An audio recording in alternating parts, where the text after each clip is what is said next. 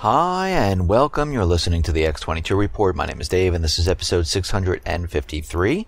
And today's date is April 28th, 2015. And the title of this episode is The Economy is Collapsing, Martial Law, War are on the Horizon. Let's get right into the economic collapse news. Now, out in Greece, we understand that Greece is trying to bring in as much money as they possibly can. And right now we understand that local municipalities have mutinied. They're not handing over their cash. And this poses two problems. One, they will not be able to meet their payment with the IMF. The other one is now they're short of about 400 million euros for wage and pension payments. Basically, Greece is running out of money. They have nothing left at this point, and we're going to have to see how the Cyprus government is going to proceed in this way. Of course, they're out there continually telling everyone they're not leaving the euro, they're sticking with it, they're trying to work out a deal. And to me, it looks like they're heading down the path where they most likely are going to have to default, because there is no economy in Greece. It has fallen apart. We've seen it going back to 2008, while when the EU, the IMF, the central banking system stepped in and continually gave them more and more debt, had the country impose austerity. The situation just got worse. It did not get better. And here we are today. Of course, the central bankers have been telling us that they're improving, the economy is bouncing back, everything is fine, and we see it is not. And right now, they will not have the funds to pay their own people. And of course, while this is all going on, they have the drachma design ready to go. They've been making deals with Russia, with the new pipeline. They've signed agreements.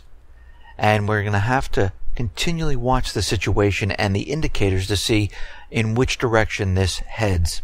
Now, we see throughout Europe, the economies of every single one of these countries is really bad, in a collapse situation, in a situation where they're in a deep recession or headed into a recession. And we're seeing Germany and the UK, they are also being dragged down. And of course, the central bankers are out there continually trying to convince us that we are in a recovery. Everything is fine. This is just a blip. Well, they said that back in 2008, 2010, 2012 with Greece, and look where we are. They are completely wrong. It's always the opposite of what they say.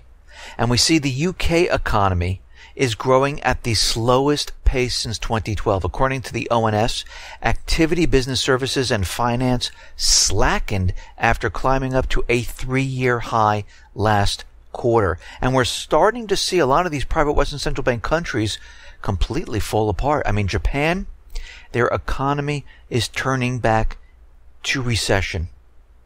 And we can see by them pushing a sales tax, Japan's retail sales crashed by 9.7% year to year. This is the biggest annual drop in history.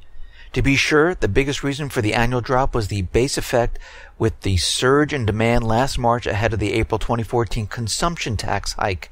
Now, if the consumption tax hurt the economy this much, they were in bad shape from the beginning, because the people basically do not have the funds, the ability to continually pay when you add more taxes onto the purchases. And when they do this, the economy suffers. So the economy was never healthy. It was a complete illusion. Now, this drop was bigger than what the consensus had expected, as expectations were for a negative 7.3% drop. And we can see it dropped by 9.7%. Auto sales decreased by 6%. We can see retail sales overall dropped by 0.8%. Sales in food beverages basically came down by 0.5%. And we can see that people, no matter where they are, when you implement and push additional taxes on the people, on an economy that is teetering on a recession, depression, the economy just falls apart. And we're going to see this here in the United States. We're going to see it in Canada. We're going to see it in Australia. We're going to see it throughout Europe because it is going to spread. I mean, here in the United States, what are we seeing? Consumer confidence has tumbled once again. They were expecting a jump of 102.2, but it fell by 95.2. This is the lowest since 2014. This is the biggest miss since June of 2010, right after the crash in 2009. What's happening here is the government, the central banking system, they're continually trying to keep this illusion alive. They're pumping up all the bubbles. They're manipulating the statistics, and they're trying to convince everyone that, yes, don't worry, everything is fine. Look at the stock market. Look at the stock market. It continually goes up. Don't look at precious metals because we're going to smash those down. Nothing to see here. You don't want them. But what's happening is it's the opposite of what they're trying to tell you. Don't look at the stock market. Look at the precious metals, because when this thing comes crashing down, people are going to lose their shirts in the market. Yes, they're playing it right now, and they're making gains, but eventually those people who don't have the inside information, the rug is going to be pulled out from under them, and it's going to come crashing down, almost exactly like the housing market, where the corporate media, the government is telling everyone this is a great time to buy at the highest point of the market. This is the worst time to purchase. You wait until the houses come down and crash, then you pick them up. But right now we see Kay Schiller out there telling us that the prices of homes increased.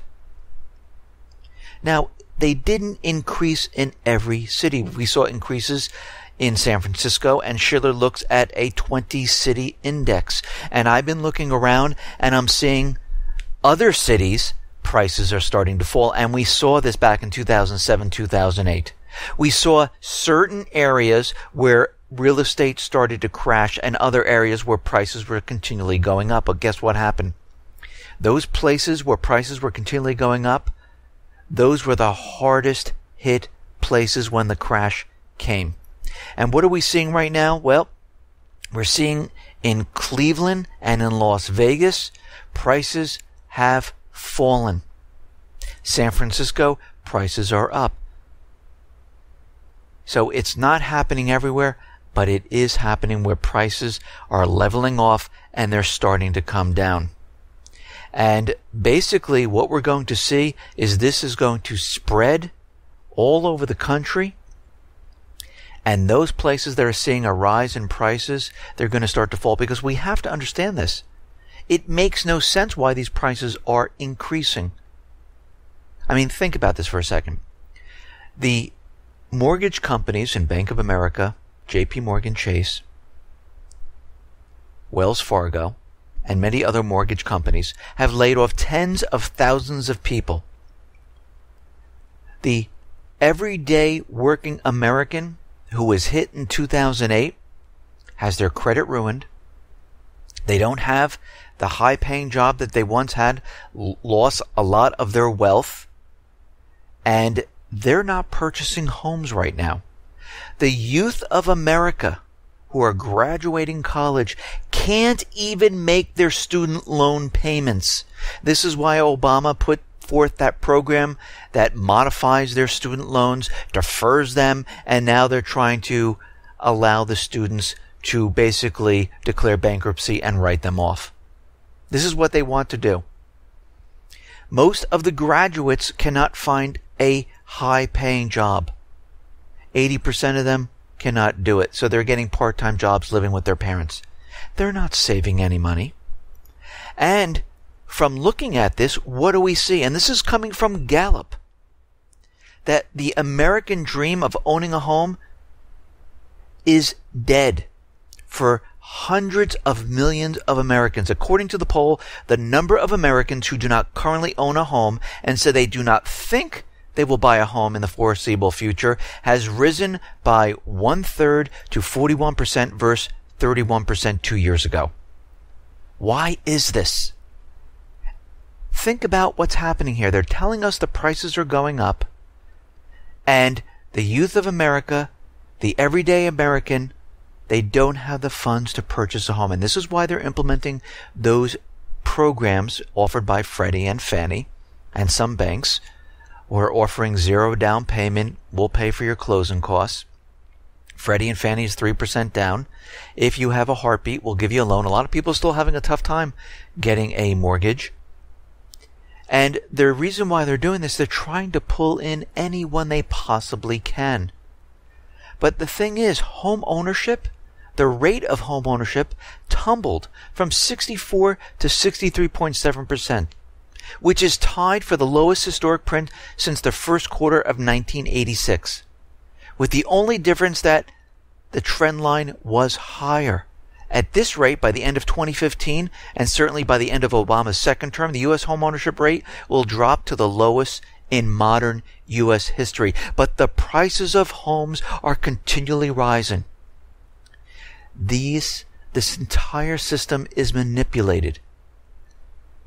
What the government and the central bankers are doing is they're giving free money to those investment companies, hedge funds. A lot of them are investing in these homes. They've been told to hold on to these homes, to rent them out, but do not sell them. The banks, most of them will not foreclose on a home. Why? Because they will then have to say, okay, we have to put it back on the market. And if they put all these houses on the market, guess what happens? The price goes down. So they're told, do not foreclose and basically take them off the market. And this way it looks like we have a shortage of homes. The prices go up. Foreign investors are coming in. They're paying cash, holding on to these homes or parking their money. But the everyday American is not out there purchasing. So basically what they did was they kept houses off the market. They drove the prices up. And this is a complete bubble because it's made of junk in and you're going to get junk out, because now they're sucking in anyone they can to fill the void, and these prices are starting to come down in many of the cities. We see manufacturing today continually getting worse. For the second month in a row, Richmond Fed printed below 0 at -3, worse than what they expected, which was a -2.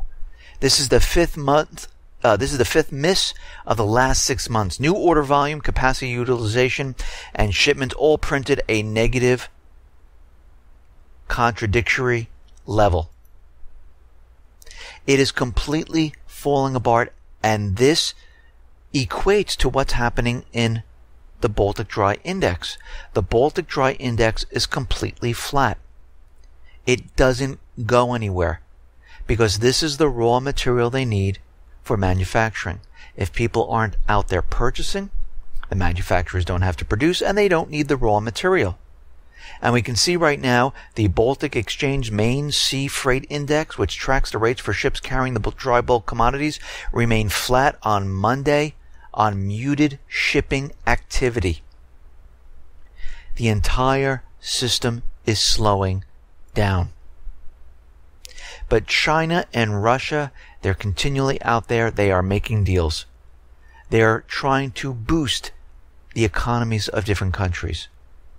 They're not bringing in troops, forcing the countries to do something. They're helping. The United States used to be like this back in the 40s, back in the 50s, and the 60s. But things have completely changed. The United States government, central bankers, it's the end game. The system cannot be sustained. There is just too much debt. We see 2 big construction orders in Africa totaling nearly $5.5 billion have been signed by China's largest railway constructor. And where are they building this railway? Nigeria. Isn't this where the United States needs to get into? Because China is there. They have a very close relationship. And the Nigerian government said, no. We do not want U.S. troops in here. We will take care of Boko Haram. We know that Boko Haram is a CIA terrorist group to make us feel like, we're under threat and you need to come in here and help us. And we can see right now that China is maneuvering all throughout Africa and making deals. So is Russia. And we understand that the United States is threatened by the BRICS system, by AIIB, and they are worried about what is going to occur coming down the line. We have to remember the yuan and renminbi, they're slated to be looked at by the IMF to be added to the basket of currencies to be a reserve currency. And the United States government central bankers are very worried about this. And this is why we see them pushing riots in America, pushing war across the world. It's to distract what is about to happen. And we understand that what's about to happen is a collapse of the system. This is why we see all of this occurring at this time. I mean, in Baltimore, we are seeing riots in the streets. We're seeing people, and a lot of this is being ginned up by agent provocateurs. Now, you have to remember, the government, their goal is to have this spread across the country. Their goal is to declare martial law and suspend the Constitution. Now, again, these are plans they have. Does it mean it's going to work? No, because they're not gods. They're everyday people, and a lot of things they try to do, they mess up on. So when I say, yes, this is what they're trying to do, martial law, or they're trying to push war, these are things they're trying to do. Then we look at the indicators to see how they are doing this, how they're doing it, and how they're pushing it. And will they succeed? What are the signs to look for when we look out into the country, into the world? It's not a prediction. It's warning people that this could happen, and these are the things we need to look at. We can see the mayor in Baltimore is now backpedaling on her words, how she said she wanted to, allow the people to throw things, become violent, destroy things. And now she's saying that the corporate media, the government, basically mischaracterized what she said. And we have to understand, the Baltimore protests started out peacefully, just like in Ferguson. And then all of a sudden, in small little areas, we saw things get out of hand. We saw agent provocateurs pushing their agenda. And we can see that, of course, Obama, the U.S. government, they sit back. Of course, they say their words, we need to have control. We need to join hands. But they sit back and they watch. They want it to be the flame to be fanned up. This is what they are doing at this point in time. Now, the thing is this entire thing being manipulated? And we're starting to see signs that, yeah, it is.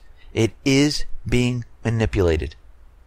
And some of the things that we're seeing is that the police left unprotected police vehicles parked very close to where all the protests have been happening. The police had to know that these vehicles would be prime targets if violence erupted. So where were the police while those vehicles were being smashed and set on fire?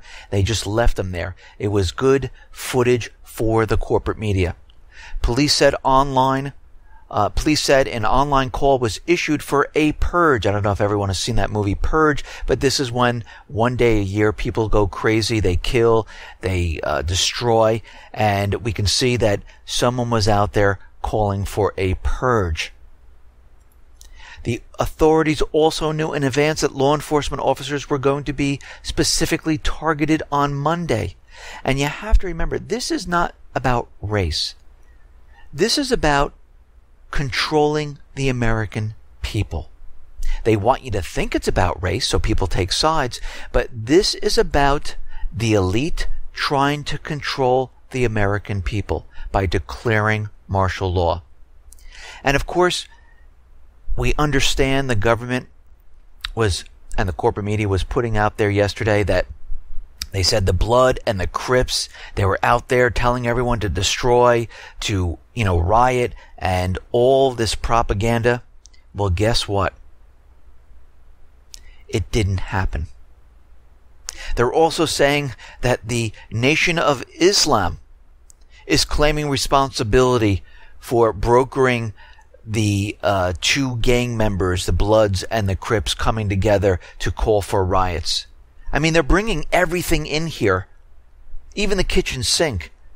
But we can see the Blood and Crip members are making the rounds in the local Baltimore media to clarify the position of the groups involved in the truce and to debunk what they call the lies of the Baltimore Police Department. A man named Charles Shelley, who described himself as a member of the Crips, wrapped his arm around a self-described Bloods member named Jamal, calling for unity and peace and coming together and having a peaceful protest for the death of Freddie Gray. This was all created.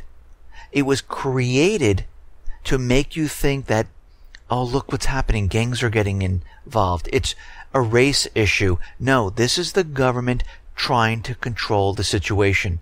We had Dabu7 who put up a video showing this woman who is in many different scenes, the same exact woman, getting attacked 3, 4, 5 times. These are actors. And a lot of these things started out in a small little area. The rest was being done very peaceful. We saw this happen in Ferguson. There are many people in Baltimore during the peaceful protest said, all of a sudden, these small groups of unknown people once again appeared out of nowhere, and all of a sudden they tried to rile everyone up and people started to join them. We saw the same thing happen in Ferguson. And right now we can see the National Guard has been pushed into this area. The governor came out saying this is the entire area is in a state of emergency. There is a citywide curfew going into effect across Baltimore right now, and we can see this is all being ginned up.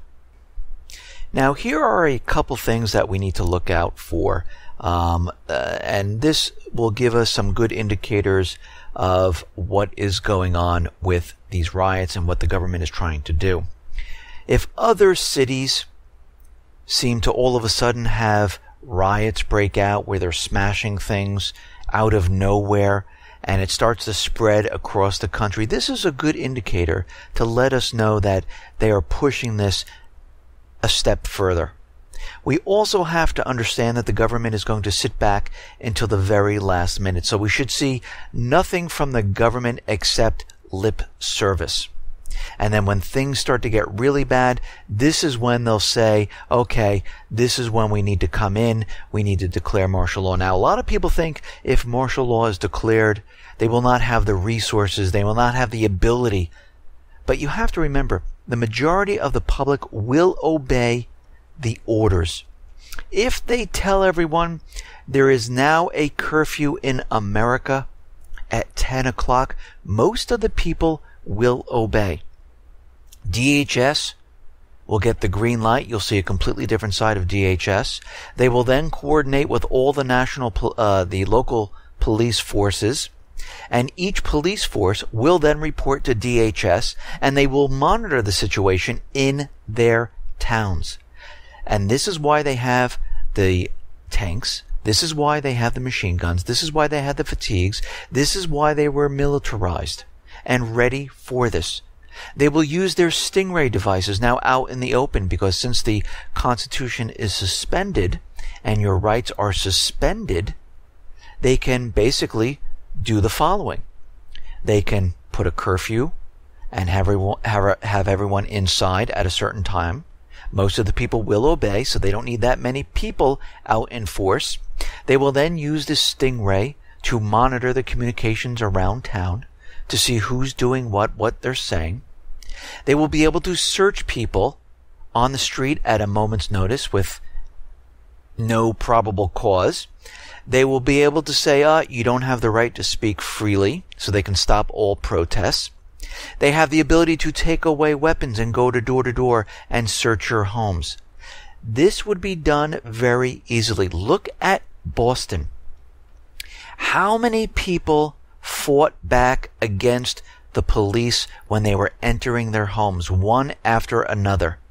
Absolutely no one. So they really don't need the forces you think they need. Most of the people here in the United States will obey the government officials. They will obey law enforcement. All that is needed is the few to handle the few that aren't obeying. And they understand this. So we need to watch this situation very, very carefully. Now, out in Ukraine, we're seeing Western banks are reportedly refusing to transfer foreign currency payments from Crimea via the SWIFT transaction system. Transactions by residents and companies registered in Crimea are not being processed and even blocked at this time. And like I said, Ukraine is getting ready for a major offensive. Already we're seeing the propaganda fly. We're seeing the Ukraine military officials say that the separatist rebels are now using rocket launchers to attack us. And of course they leave out the part where they're continually shelling all the different areas like Shirokino, Lugansk, Donetsk, and many other areas, and they leave that part out, and all they report on is that, oh look, they're using rockets, and this is against the Minsk II agreement. Well, they're defending themselves, and of course, they don't want anyone to realize what's really going on in there. Ukraine's leader warned on Tuesday that war with the southeastern people could still break out again, as its military said the rebels had greatly stepped up attacks and widened the area of their operation despite a ceasefire. Now the question is, why would the southeastern people who've wanted peace and worked with Russia to have peace with the Minsk II agreement, followed along and brought their hardware back, why all of a sudden would they start attacking? It makes no sense. Think back to the last offensive. They were winning. They could have gone from the southeastern portion and plowed through Kiev and taken over the entire country. They didn't have to stop. They didn't have to say, okay, let's have peace, let's talk about it. They have no motive at this point. Who has the motive? Who is the loser in all of this?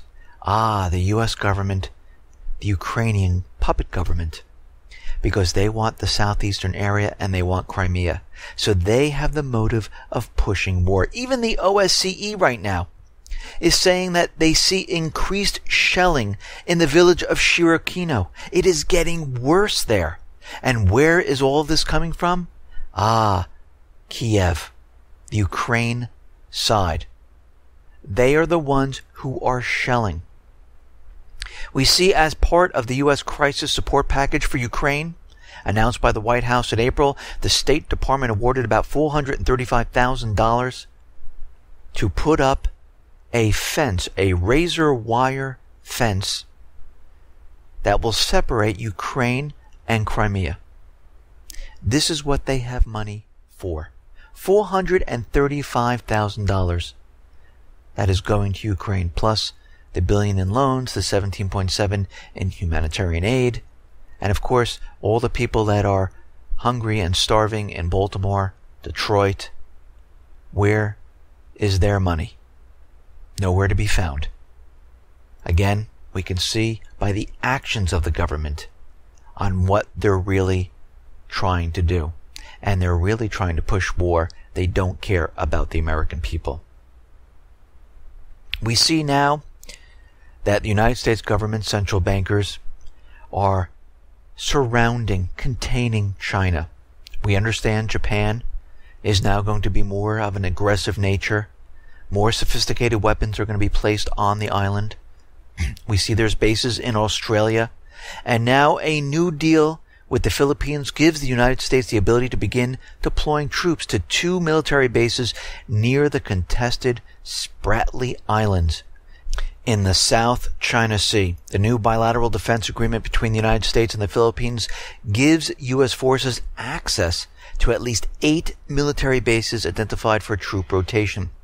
The disputed Spratly Islands are claimed by the Chinese regime, Taiwan, Vietnam, Malaysia, and the Philippines, but tensions have mainly been around the Chinese regime claims to the region. The newly announced agreement between the United States and the Philippines will bolster the presence of U.S. forces in the region.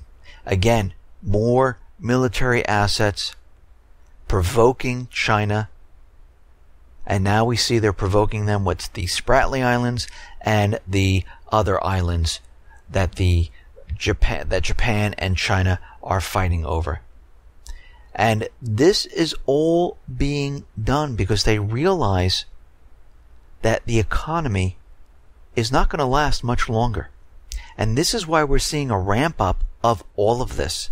This is why we see Ashton Carter in the Pacific making deals, bringing in more advanced weapons, containing China.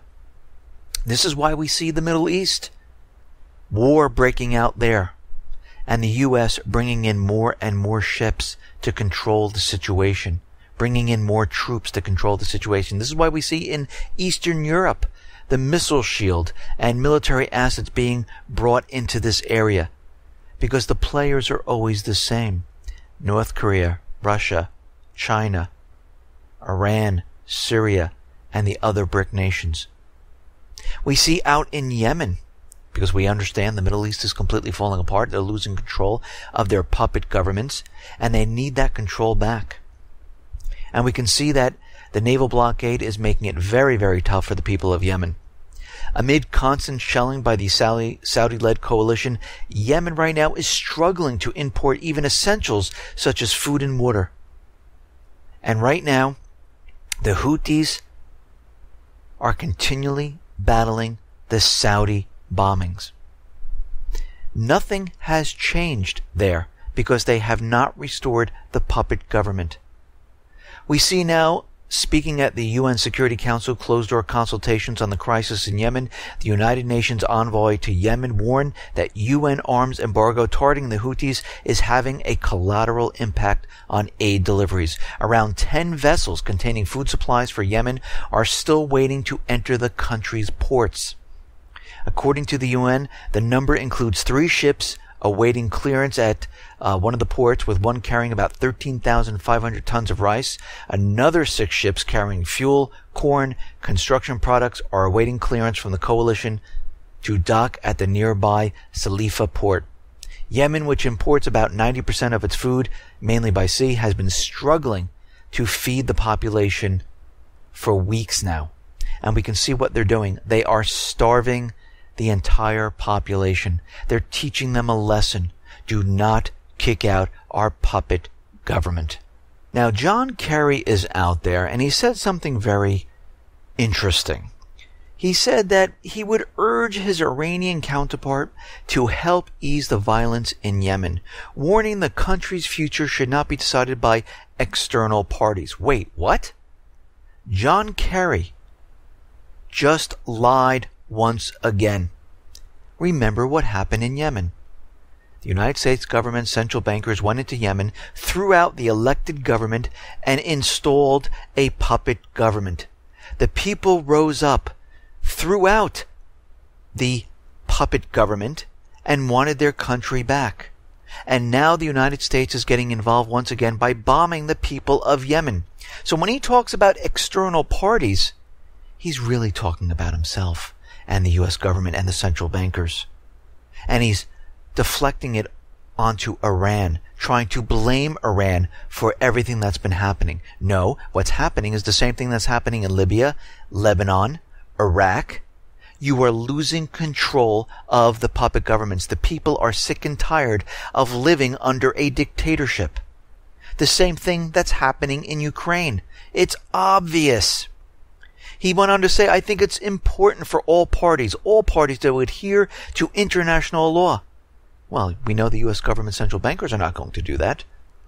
And he's calling on the United Nations resolution to get everyone to the negotiating table as fast as possible so we can restore our puppet government and everything will just be fine.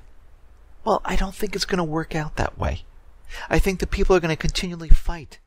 And as more and more people are being bombed by Saudi Arabia and the U.S., the more they're going to stick together and fight even harder. We see more propaganda coming out of the corporate media. They're saying that the German consulate in Aden in southern Yemen was attacked by unknown assailants. And of course, they completely blame this on the Houthis, saying it must have been them. And of course, the Houthis are out there saying, well, no, it was not. We did not do any of this. A seizure of diplomatic missions is not in the interest of Houthis. On the contrary, we are protecting all the state institutions and diplomatic missions. And we can see why they're trying to gin up this propaganda. They're trying to get other countries involved in this.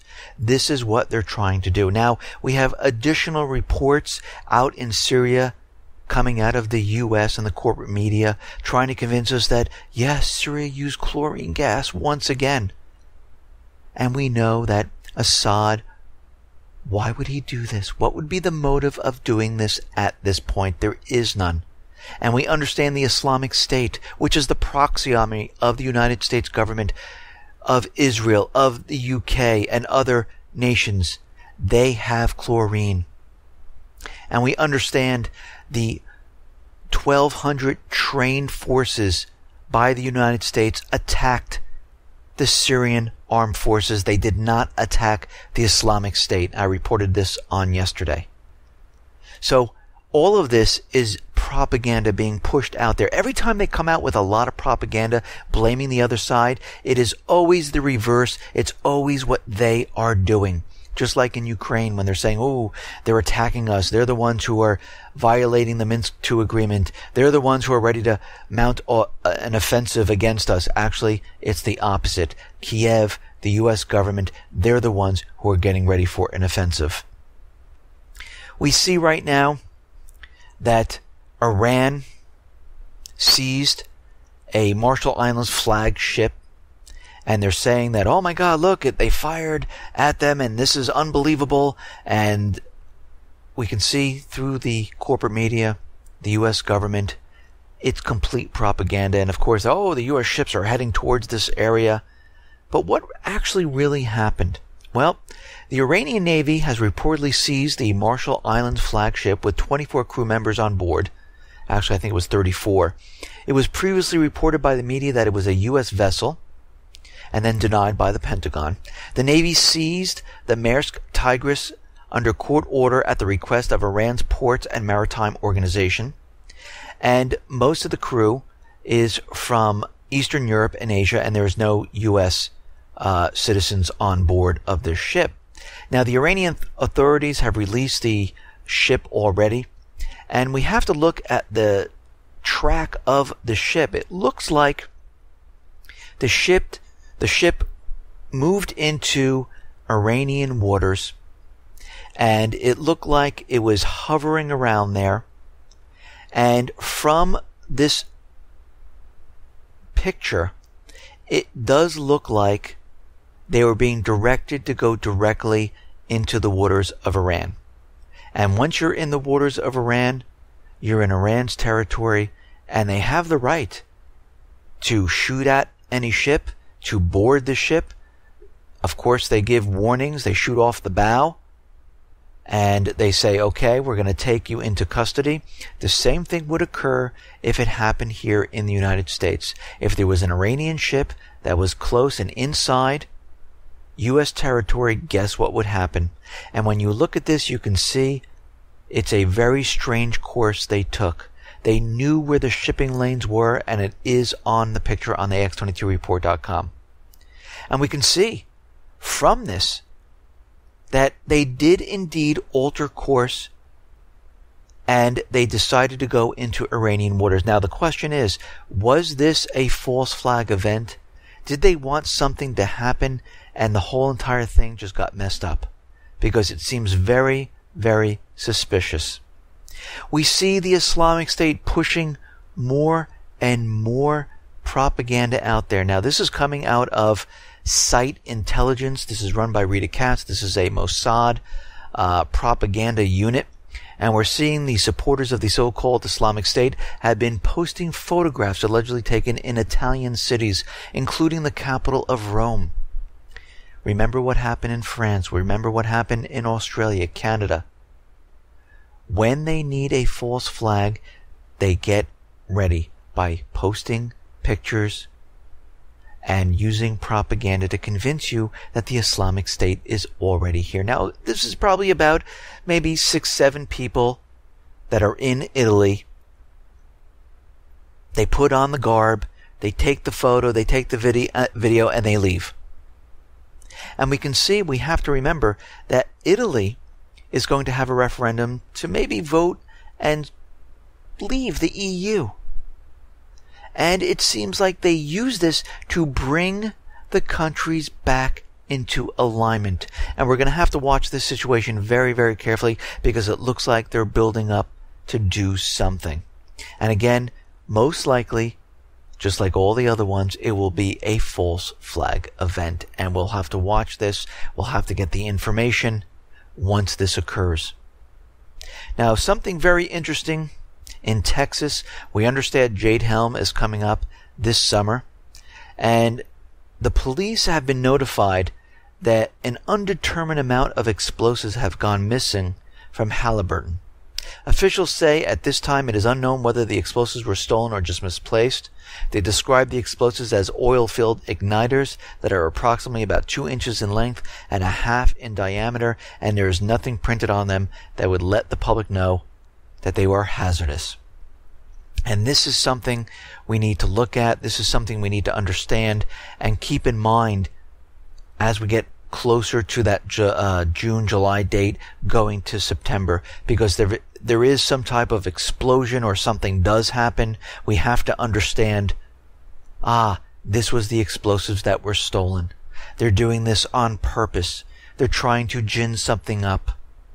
Just like in Baltimore, just like in Ferguson, just like they're trying to provoke war around the world. Listen, everyone, thanks a lot for listening. Be well, be safe, and especially be prepared. Thanks a lot.